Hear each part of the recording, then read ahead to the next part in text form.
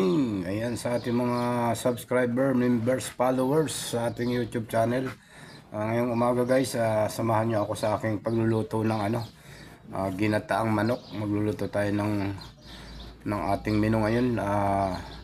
Magagata tayo ng manok with papaya. Ayan, meron tayong pansahog na papaya. Oh. Ayan. Ang laking papaya. Medyo pahinog na yata ito. Nabili nung kasama ko. Bali yung manok guys ay pinapalambot ko pa. Nandito yung ating manok. Bali isang buong manok ito guys. Yan o. Isang buong manok. Ang ating gagawin ay palalambutin ko muna kasi may ice pa. Galing sa freezer. Kaya yan, habang nagpapalambot tayo guys. Mag-i-slice tayo ng papaya. Magbaba tayo ng papaya. Yung mga sangkap i-ready na natin. Para pag malambot na yung manok, atin ang umpisang maggisa-gisa, magluto ng ating menu for today. Ayan po ang ating menu. Nandito naman tayo sa ating kitchen tulad ng dati. Yan po ang ating gawain dito. Naka-assign po tayo ngayon sa pagluluto ngayong araw ng Sabado. Yan pong manok na yan ay galing po sa tulong ng Philippine Polo Embassy dito sa Riyadh. Nabigyan po kami ng tulong nung kami nagpunta doon sa Polo Embassy. Kaya yan po ay 3 piraso. Dahil 3 kami nagpunta doon, nabigyan po kami ng ayuda at kung ano pang binigay na tulong sa amin. Kasi nga po wala na kaming pambili ng pagkain sa pang-araw-araw. Kaya humihingi na po kami ng tulong sa Polo Embassy at saka sa ating mga kaibigan na nagbibigay. Salamat po sa inyo sa mga nagbibigay ng tulong sa amin. Sa aming mga Pilipino dito na walang trabaho sa aming company na kasi nga po wala na kami trabaho mula pa noong September. Kaya yan po ang ginagawa namin. Nanghingi kami sa mga gustong tumulong sa amin. Bibigyan naman kami ng tulong ng iba. Minsan ganun talaga ang buhay. Minsan bigo pag lumapit kayo sa ating kapwa Pilipino. Minsan nabibigo rin tayo sa paghingi ng tulong, pero naintindihan po natin yan. Ganyan po talaga ang buhay. Sa bawat pagsubok po sa ating buhay, mayroong tagumpay at mayroong kabiguan. Yun nga po ang kasabihan. Kaya gulang po, kung nabibigo tayo sa iba, mayroon lang pong nagbibigay din na iba. Kaya okay lang po yan. Salamat po sa mga tulong nyo. Kaya nakakasurvive ang aming pang-araw-araw na pangangailangan dito sa Riyadh sa tulong nyo po. Kaya maraming salamat po. Hindi ko na po kayo isa-isahin kung sino nagtulong sa amin, mga Pilipino dito. Meron pang makatulong din sa amin dito from USA. Hindi ko na po babanggitin kung sino ang pangalan niya. Basta mga kasamahan po namin sa YouTube yung ibang nagbibigay. Ayan, shout out na lang po sa mga nagbigay ng tulong sa amin, mga Pilipino dito. Sa tulong nyo ay nakakaraos po ang aming pang-araw-araw na pagkain. Ang kinakapos nga lang po kami sa mga financial na pangangailangan namin pag kami may nilalakad, may pinupuntahan kami, inaayos sa embassy. Yun nga lang po ang aming problema. Kinakapos kami minsan sa financial assistant. Kumbaga wala kaming minsan may pamasahe kasi hindi naman po pwedeng libre ka lang sa sasakyan. Kaya yun po minsan ang problema namin. Kaya minsan po talaga hindi namin maiwasan manghingi sa mga na imi-message namin na nanghihingi talaga kami ng tulong. Hindi ko na po ikakahiya, sa totoo lang po yan. Talagang kinakapalan na po namin ang mukha namin, maka-survive lang sa aming pangangailangan. Meron din nga pala nagbigay sa akin sa Hong Kong, kumpare ko. Salamat sa iyo pare. Paring Tony sa Hong Kong, maraming salamat sa iyo. Meron din dito sa Riyadh nagtumulong sa akin. Kay YouTuber ko rin po. Nahinga ko ng tulong, pero salamat po ma'am. Alam niyo na po kung sino kayo na nagbigay ng tulong sa akin.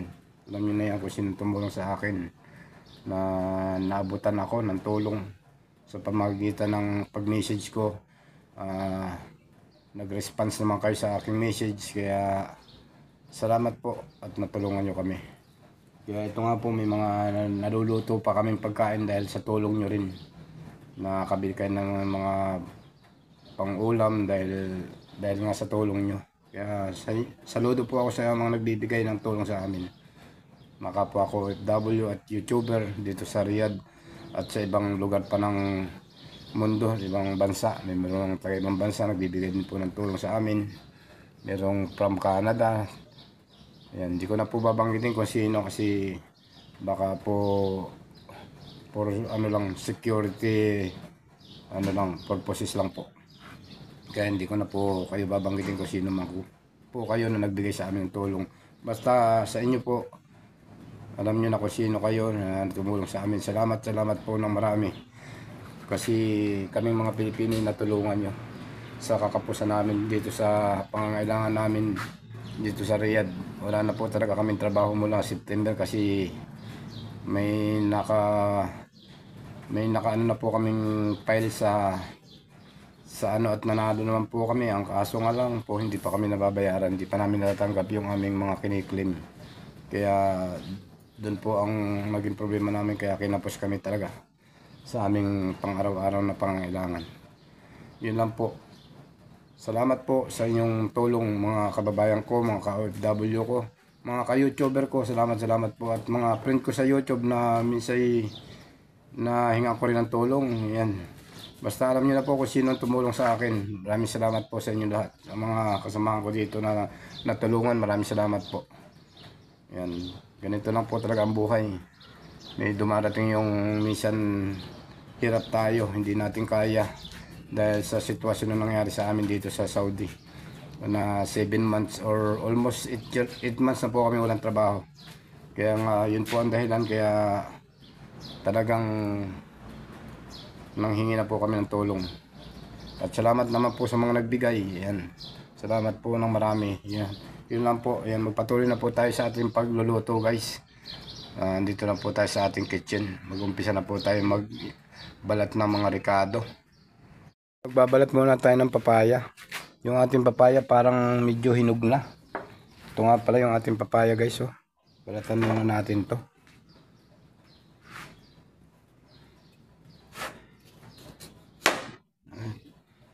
Hindi pa. Okay pa. Green pa pala. Wala tayong pambalat na ano, kaya kutsilyo na lang. Yung ating ano tawag doon, peeler. Yung ating peeler hindi ko makita. Kaya ito na lang ang gamitin natin, kutsilyo. Mabilis din ang pambalat to. Ayan.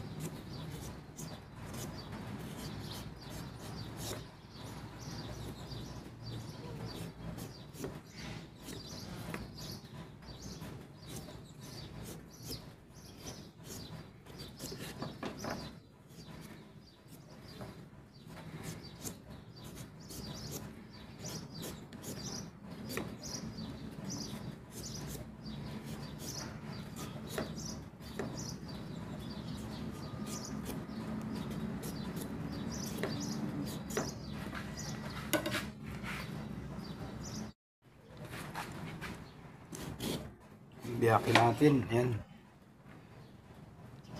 Gawin natin ang mga ano, mga buto. I-ready ko lang muna ito, guys, para tuloy-tuloy tayo pagluluto. Para sa preparation ng ating ano, ginataang manok with papaya.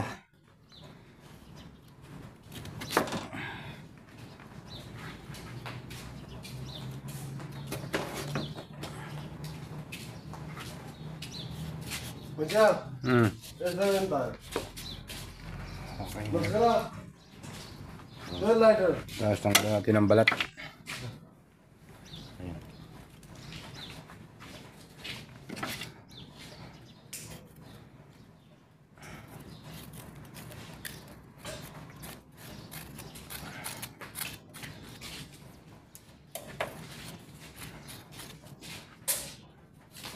Linisan muna natin.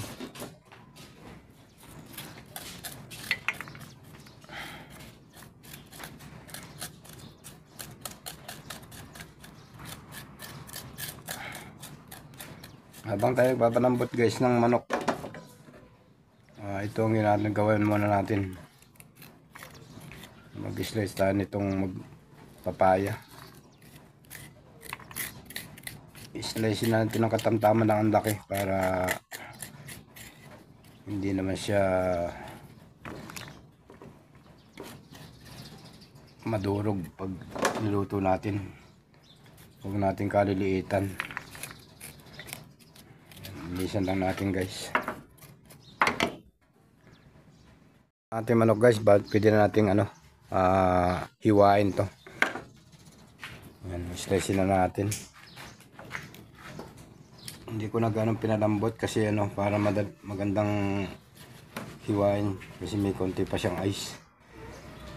Kasi pag wala ng ice, madaling madurog pag nag-slice ka ng manok. Ayan.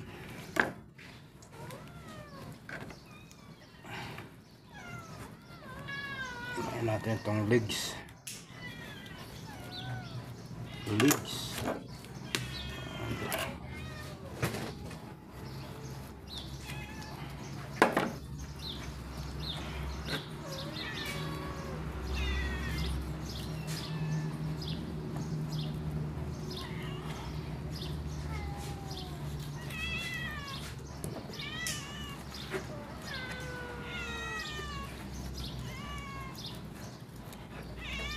Marami tayong alagang pusa guys.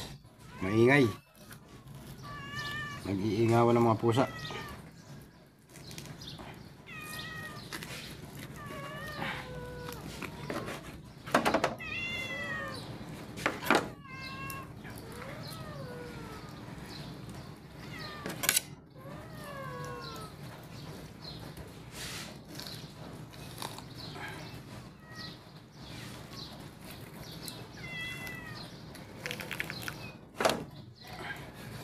Maganda kasing slicein pag may konti pang ice kasi hindi siya madudurog.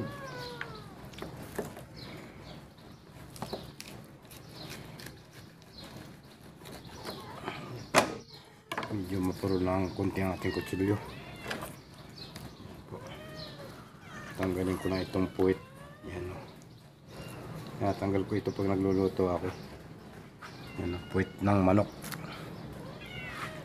Yung iba sinasama yun. Pero ako tinatanggal ko yan.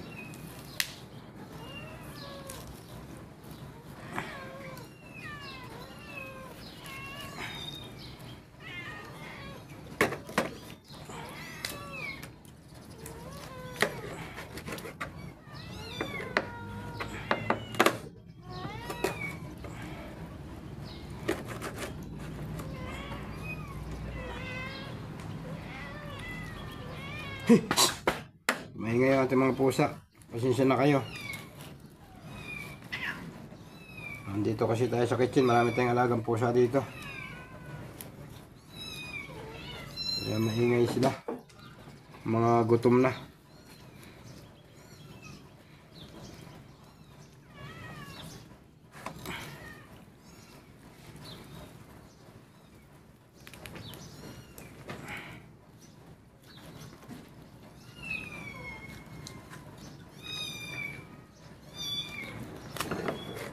Okay. Ayan. Ito na yung ating manok.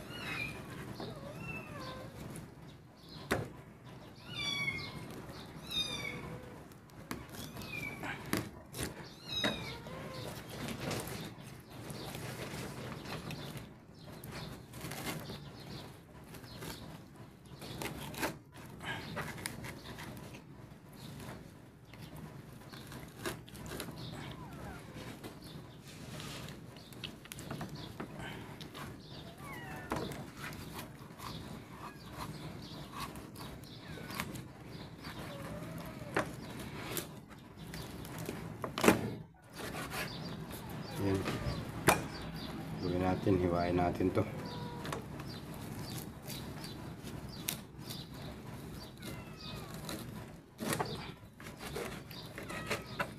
Hindi naman ganong malaki itong manok na to pala.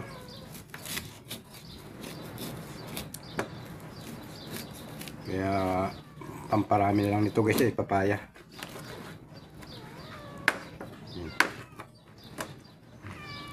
Hiwain natin ng katamtaman lang ang laki kasi pangit din yung sobrang liit.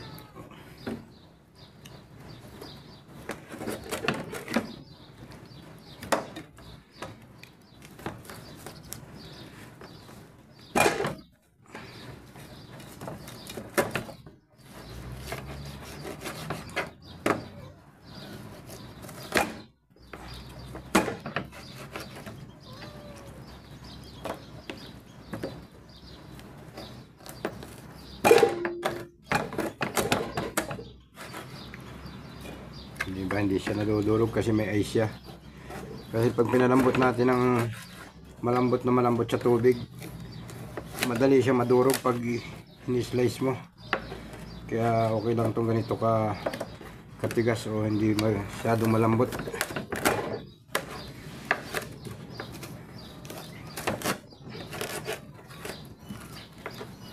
Yan ang ating isang buong manok. Ito hatiin lang natin to sa sa isa.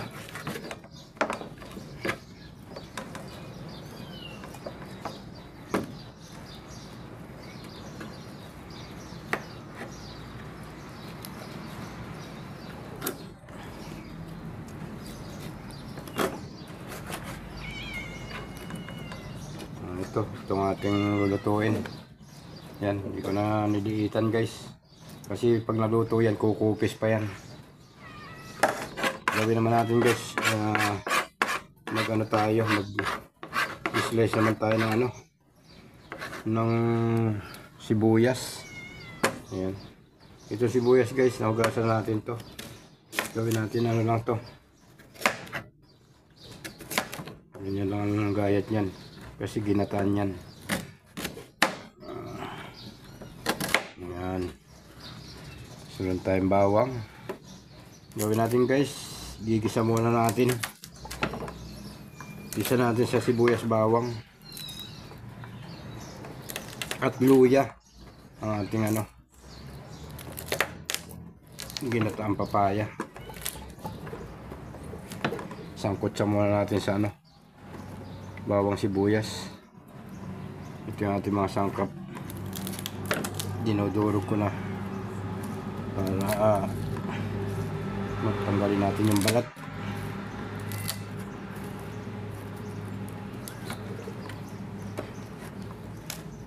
Yun sa probinsya guys, pag naggigisa kami ng bawang, hindi na namin tinatanggalan ng balat.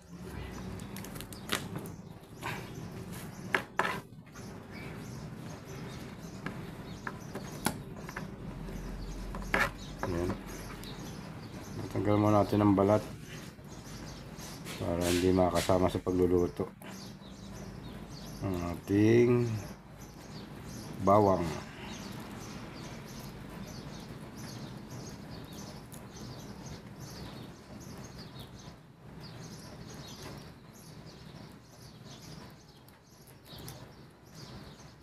Shoutout po sa mga nanonood. Mega love shoutout sa ating mga supporters. Samahan nyo ako sa aking pagluluto ngayong araw ng Sabado. Ang ating special menu.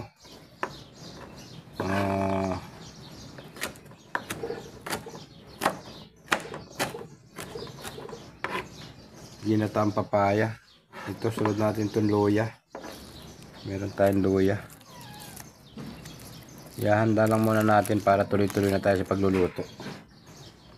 Ito po yung ating luya. Slice natin.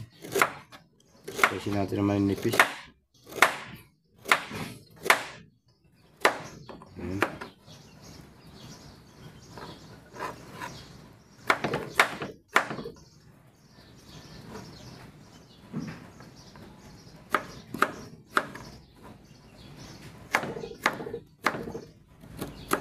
Taas ang kamay ng mahilig sa ginataan. Mahilig din ba kayo guys sa mga ginataang luto?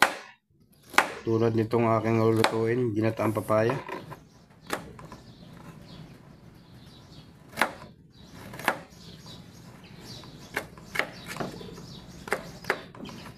Yan po, bawang. Ito hindi natin ito dudurugin. Itong ating sili, meron tayong 3 pirasong sili. Ano lang yan, pampabango sa ating pagluluto. Yan, pwede na po tayo magsalang ng ating mantika sa ating kasirola. Yan. Maglagay lang tayo ng mantika sa ating kawali, kasirola ang ating paglulutuan. Dito po tayo magluluto sa ating kasirola na to. Ayan. Kuha lang tayo ng mantika. Initin na po natin ang ating mantika sa ating kasirolang paglulutuan ng ating ginataan.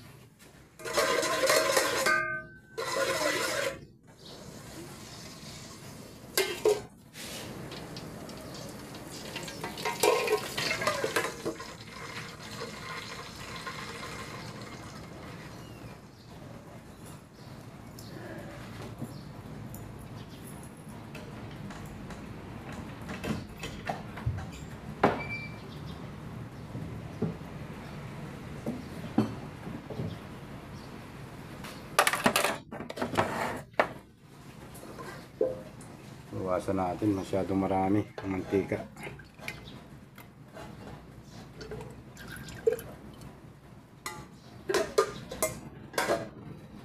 Masama yung sobrang mantika.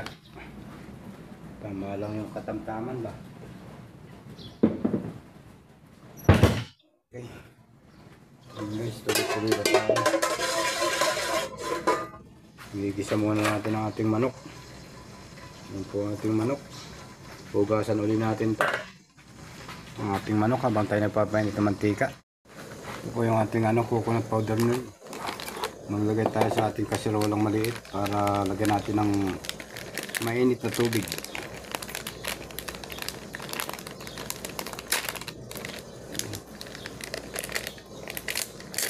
Mas maganda kasi tinukutaw ito sa mainit na tubig para pagbuhos mo dun, tunaw na siya. Wala na siyang buo-buo.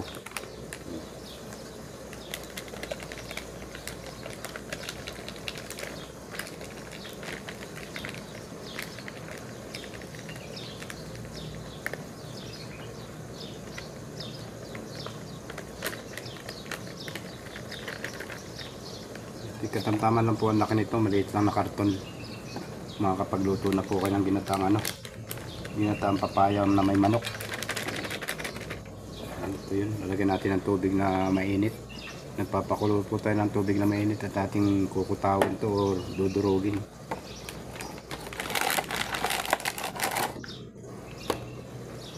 Yan, sumalo na. Silipin muna natin ang ating gisang manok.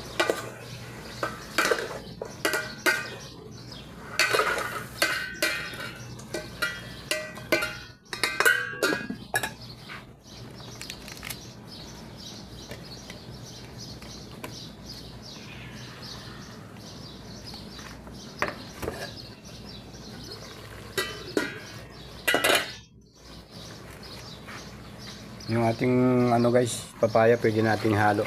Sasabay natin sa luluto ng ating manok. Ayan. Bago natin lagyan siya ng gata. Kasi may kasamahan ako dito hindi kumakain ng gata, bubukudan ko na lang. Meron tayong sili, 3 piraso. Sama-sama ko na yun dyan. Para habang naluluto yung manok, naluluto na rin yung papaya. Ayan. Medyo maliit nga po ang ating kaserola. Gisa-gisa muna natin, takpan ulit natin. Ito naman lalagyan natin ng tubig na mainit para maano na siya, madurog yung ating coconut powder. Lalagyan natin ng tubig.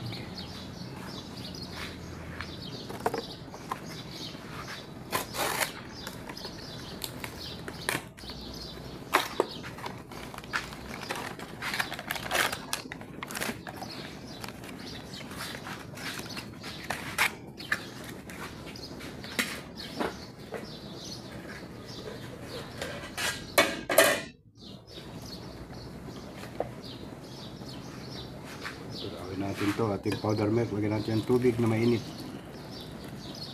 Yan.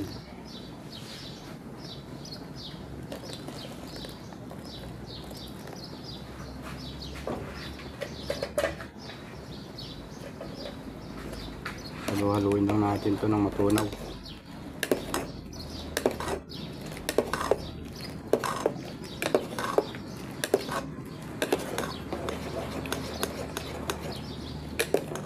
Sa probinsya, magandang panggata yung talagang purong niyog. Kasi sa probinsya, mura lang ang niyog.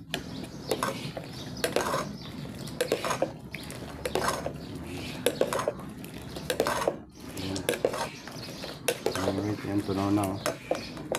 Tunaw na ating gata.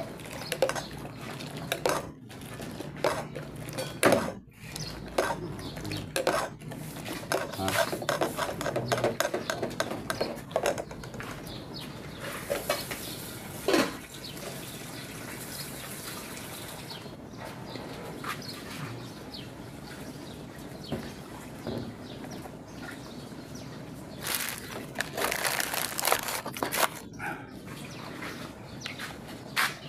Tignan natin ang ating gata sa ating niluluto. Ayan. Po yung gata, guys. Yun, know. Buhusin na natin para sabaw pa lang ulam na yan. Ayan. Pakuluan na lang po natin yan. At malapit na po matapos ang ating pagluluto. Huwag po natin tatakpan kasi mabubuo ang gata pag tinakpan mo yan. Hayaan mo lang kulong-kulo. Ayan, nandyan na po yung gata. Ayan po ang ating menu. Ginataang papaya at manok. Ayan. Ayan po ang ating menu for today.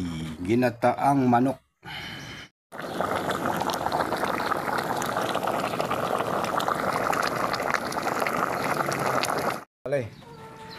Okay, ayan po. Tapos na po tayo magluto. Salamat sa ating mga manonood. Ito na po ang ating nilutong ginataang manok. Ayan. Ayan po.